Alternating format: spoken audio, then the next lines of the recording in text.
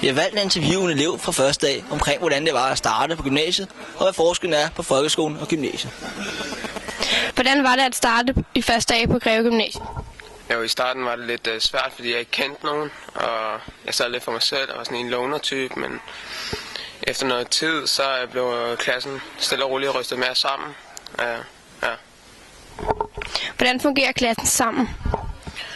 Jeg synes, alle kan tale sammen. Der er ikke rigtig nogen, der er uvenner eller jeg ikke gider at tale til hinanden, så jeg synes, det er en rigtig god klasse. Måske kunne godt blive lidt bedre faglig. Men... Ja. Var det et stort spring fra folkeskolen til gymnasiet?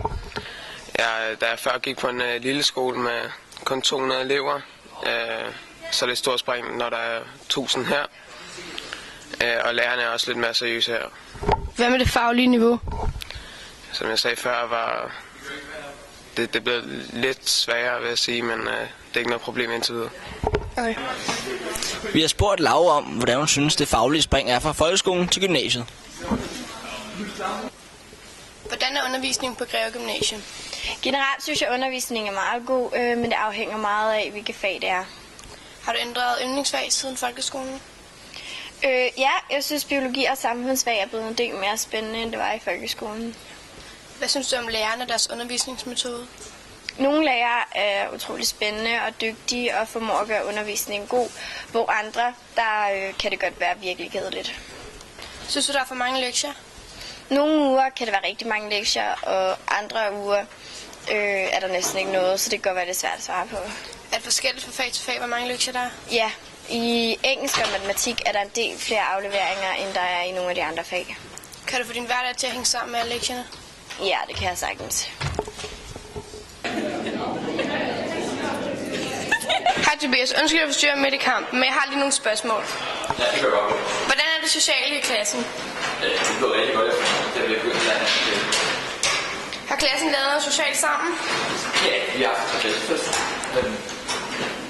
Har det været sjove? Ja, det var sådan lidt overnødt. Det kører igen, ja. Ja, det har været sjovt. Den første var rigtig sjov, den anden havde måske lidt for høje forventninger til. Ja. Vi har et klip fra din anden klassefest. Kan du fortælle lidt om den, og måske turen hjem? Det var en udmærket klassefest, altså, men turen hjem var højdepunktet. Hvad vil det sige? Ja, vi tæskede den nærmest, ikke? Og så lå vi der på jordens kræfter hjem. Det var så meget længere, ikke? Og senere på vejen hjem, der gik vi sgu også lave en barnevogn, fordi vi syntes, det var ret sjovt. Og så tog vi lige en indkøbsvogn, og lige kørte lidt rundt i den. Jeg synes, det var sjovt. Ja. Snakkeklassen er sammen ude for skoletiden? Jeg ved det ikke sådan rigtigt, men altså, jeg snakker meget med rigtig mange af dem. Nogle af dem kendte jeg også i forvejen, og nogle af dem har lige mødt nærmest, ikke? Så begyndte at snakke med dem. Okay. Vi interviewede også samfundsfagslæreren omkring, hvordan det går, både socialt og fagligt.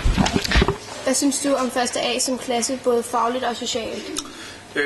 Ja, det er et meget bredt spørgsmål, men hvis jeg sådan skal starte ud med det faglige, så er klassen sådan meget engageret, hvilket jeg synes er rigtig, rigtig godt. Det er ikke altid, at alle ligesom har længst, men jeg har i hvert fald fornemmelsen af, at folk til trods for det også er engageret og interesseret. Og det betyder meget. Socialt ser jeg også klassen faktisk meget som sådan en typisk første G-klasse. Med dens udfordringer og muligheder. Jeg synes, at når man sætter nye mennesker sammen, så er det jo altid sådan lidt svært at finde ud af, hvordan det nu er, at tingene skal virke i sådan en klasse. Og det har man jo selvfølgelig også haft nogle udfordringer. Men jeg synes også, at der er muligheder i det, fordi at de snakke, som vi har haft efterfølgende om lige præcis det har gjort,